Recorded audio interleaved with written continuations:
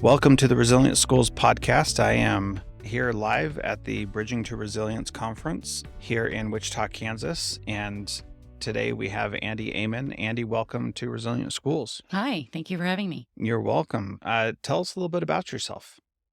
I grew up in poverty and severe abuse, ended up in state custody when I was 15, group homes, foster homes, had a baby early, then got into bad relationships, active addiction. I was an opioid. I had a 10-year opioid addiction, Wow. 3-year meth addiction. I was an IV user. Had a traumatic, tumultuous relationship for 18 years and ended up homeless for 2 Wow. years. So And where are you at now? I've been clean and sober for 5 years. Congratulations. Yeah. I'm a para at the McPherson County Learning Center through SDAT Okay. and a leading advocate for recovery and resources and bridging the gap in our community. Cool. Very good. Why are you a paraeducator?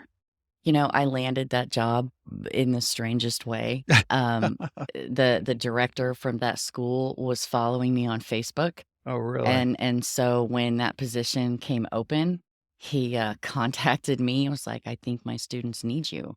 Wow. And I was like, there's not a chance they're going to hire me. I'm a felon. Like, there's no way. And they did. It was really just, it was a God thing.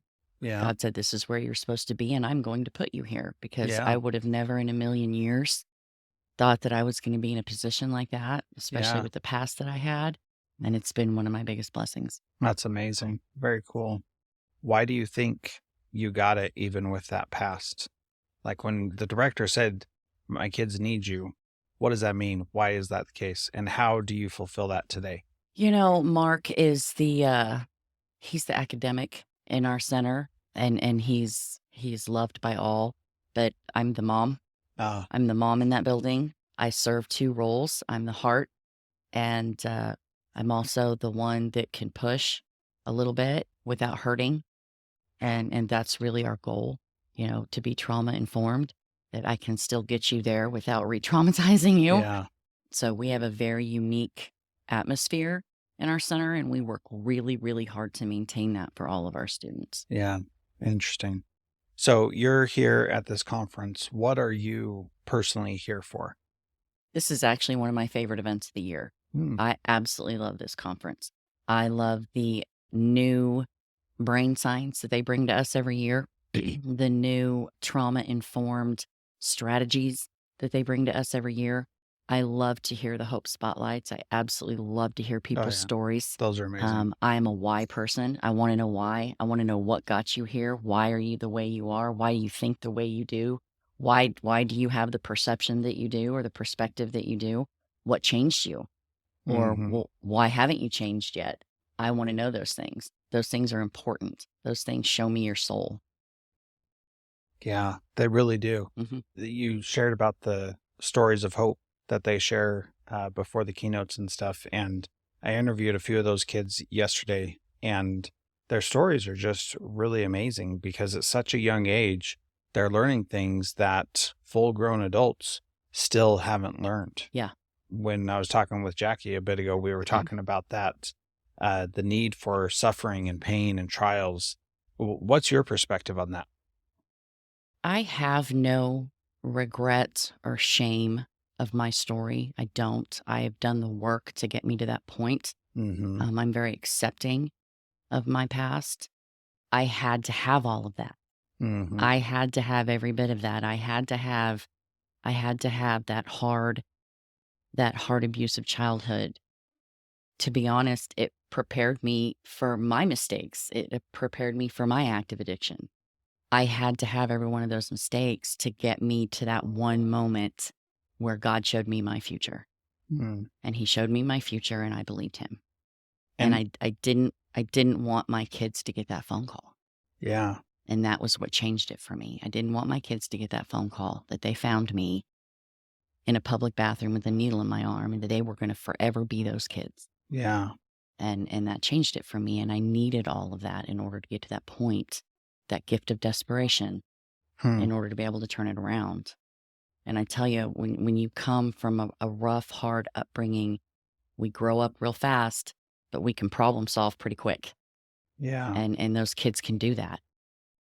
And now being in the learning centers and getting the trauma informed education and the love that they get from the facilitators and the teachers and the directors, now they get the best of both worlds. Yeah. Yeah. That's so powerful. So tell me about when you said God showed you your future. Mm. Tell me about getting to that point. What it sounds like is you were making a lot of bad choices, and then God said, "This is where you're heading." Yeah, that Okay. was exactly what it was. All right. Do you want to expand on that at all? You don't have to, but Yeah, I'd been, I'd been in active addiction for over 12 years. At that point, had been homeless for almost 2. hmm None of my kids would have anything to do with me. In fact, my oldest, my son, didn't even know anything about it. huh. Like, I worked so hard to not communicate that with him that he wasn't even aware that things were that bad for me. But I had grown up with such trauma and such codependency. I didn't know that there were resources for me out there. The maybe 1 or 2 resources that I knew that were available, go into treatment or go into a shelter. I was too scared to ask for. Like, I just had this acceptance that this is my life and this is just how it's going to be and it'll be fine and it's no big deal and I'm just that person. And then that night, that one fateful night, God said, "No, I'm going to show you what's coming. You're Hmm. going to die, and it's going to be fairly quickly, and this is going to be the aftermath of it." And that Wow. was it. That did it. So people say things like God does not dwell in unholy temples, and somebody abusing drugs and making a lot of bad choices is probably what we would consider an unholy temple. How do you take that idea? God No. dwelled in all of my unholy moments. Okay. I wouldn't have made it through. You don't see that at the time. Uh-huh. I didn't see that at the time. I had a lot of shame around God because I believed. I grew up believing, but I had a lot of confusion there. All these Mhm. things that happened to me as a kid, and I couldn't understand. I'd lay in bed and I'd pray and pray and pray for God to save me, and nobody saved me. And so I did a lot of, I didn't do a lot of praying out there on the street, except for them foxhole prayers of "Come Yeah. on, just get me out of this one more time." Yeah. But I also know that God can't communicate with somebody who can't hear him. Mhm. But he was still there. Like, he still got me through every hard moment that, looking back, I like, how did I even get out of that? How did I get out of there? How did I wake up from that the next day? If that's not God. Like, I didn't do none of that on my own. Yeah. It sure Yeah. wasn't luck. I wasn't living in any kind of luck-filled anything. So, yeah, God dwelled in every one of my unholy moments, Yeah. or I wouldn't have made it. Yeah. It's so fascinating because there's so much judgment around people's choices and whether or not they're doing what is quote unquote right. And yet, God was still there for you. Mhm. And in your darkest moment, he was really there. Yes. Now that you're on the other side of that, what does that look like now? Do you feel like God is still there? Do you feel like he's still guiding you? Do you feel like he gave you the vision and now he's like, now you have to do this on your own? What are Oh, your thoughts absolutely there? not. Absolutely not. Look, I can't get through a single day without that. Yeah. I can't. And I stay, you were speaking to Jackie earlier about, God leading us or whatever higher power you choose to believe in or follow leading you. And I absolutely believe that. Man, when I don't stay on the beam, or when hmm I don't stay connected to that power that saved my life, stuff gets real jumbled for me. Stuff hmm starts to get kind of hard. My attitude gets really bad. I start living in the unfairness of it all. But if I stay in that connection and I stay with what saved me and I believe in it, man, I'm good. Even when hmm it's hard, I'm good. And I know I'm good and I know I'm covered. Yeah. Yeah. Because the things that you're going through now, are they as hard as what you went through Oh no, before? absolutely not. Absolutely not. And I gotta stay humble in that.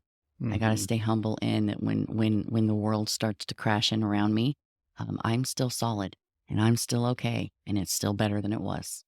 And it can Yeah. always be worse. Yeah. So, how do you instill this and communicate this to the students when they're going through difficult times that you're working with? You really don't have to tell them a lot because they already know. Ha. Like, they already know. Yes. They already know that life's hard. They already know that it's unfair. Mm. Um, I find a lot of like we're having that with a couple of our boys at home where they're just lost in the unfairness of it all. And I'm like, man, you don't Yeah. even know. But by the time we get them, in their high school years, they already know. They know it's unfair and they know it's hard and they know it's painful. And they're either stuck or they're done. They're spent and they're done, and they don't want one more adult looking at them saying, "Well, if you'd have just worked a little harder, if you'd have just tried more," they just can't do that. Mm. And so that is what I've learned during my time at the Learning Center and through the trauma informed training that I've gotten through ESDAC is that, our trauma changes our brain. Mm. It changes how we learn. And so every student that comes into us, we have to get to know them. We have to ask them questions. We have to stick our nose where most people think that it doesn't belong because I want to know what built you. I Mm-hmm. need to know what built you so I can know what I need to take apart Mm-hmm. to put it back together. I can't save you. I can't change your life, but I can give you some tools to help you save yourself. Yeah. And I can show you that that's possible. My existence proves to you that that is possible. Yeah. There's this idea that somebody can't help someone through something if they haven't been through that themselves. What's your take on that? I don't think that's necessarily true. I think if you haven't been through it, you should not be giving advice on it. But I think that there is absolutely nothing wrong with holding space with someone and walking through it with them. Yeah. That gives you education too. Yeah. Yeah. That's really powerful. One of the groups that I'm in, a guy just lost 100 pounds and it was a big deal. And the guys who were coaching are like, look, we could never, do that because us losing 100 pounds would put us at an unhealthy weight. He was like 290 and got down to 190. And these guys were like, maybe 190 got down to like 150 or something. Right. So they're smaller already. They don't have to deal with that. And this guy is giving hope to people who have a lot of weight to lose and is like now a guide and a mentor just by his experience, much like what you just said that these guys were holding space and going through that with him, but they could never say, here's how you lose 100 pounds. They could just say, here's how you lose weight in general. And once he hit that, then he proved this is how you lose 100 pounds. But they could never do that because they hadn't experienced that. And Yeah. so that's like what you were just saying, that you probably shouldn't be giving advice on losing 100 pounds, but you can give advice on losing weight. Yeah. And there's those little distinctions where you can now say, like, I haven't had this particular problem, but I do know how to overcome addiction. I And so I do. can help with that. Yes, and to be honest, with all of the trauma that I survived growing up, and there's really not much that There's I not haven't. much. Yeah. There's not, so I can empathize with most things, and there are most things that I can say, yeah, I remember. Me Hmm. too, Yeah. and that's a big deal to be able to look at somebody who's lost and hurting and go, me too, Yeah. me too. And it's so valuable for someone who may think like, boy, I just don't have a future because I've made these mistakes, to look at you and say, okay, there's a future. Yeah. Like it's not over. Nope. Like maybe I want to be a paraeducator working with a bunch of teenagers. Maybe I don't. But the fact that she's doing a job that she thought she could never get because of her past, maybe there's hope for me. I think that's really powerful. Absolutely, absolutely, and it's not even just that. The doors and resources have opened up in our community where we are bringing people to the table to help bridge the gap in our community and surrounding communities between poverty and middle class and wealth, homelessness, addiction, recovery. We're bringing our law enforcement and probation officers and correction officers to this table to show them, you may hold a power or you may hold a place of power in these people's lives, but they're still people. Mm-hmm. They're still people, and they got their lives too. And we can Yeah. look at them as people. And that is a really big deal, is to be able to, the lady that prosecuted me for all of my drug charges, a year after my last prosecution, I spoke with her at a school for Red Ribbon Week, and that was, I just remember being in awe of that moment Yeah. Wow. of sometimes we just have to do our jobs, Yeah. and it is what it is, and that's when the consequences of our choices really separate us. But, man, when we can cross over to that other side and start becoming the voice for those people who are down there and they are suffering and they are silent, that is my biggest accomplishment, Yeah. That's is amazing. to give is I want my voice to give volume to the silent. Yeah. Yeah. That's awesome. I think that's a great place to end. Andy, thanks so much for being part of this. This was awesome.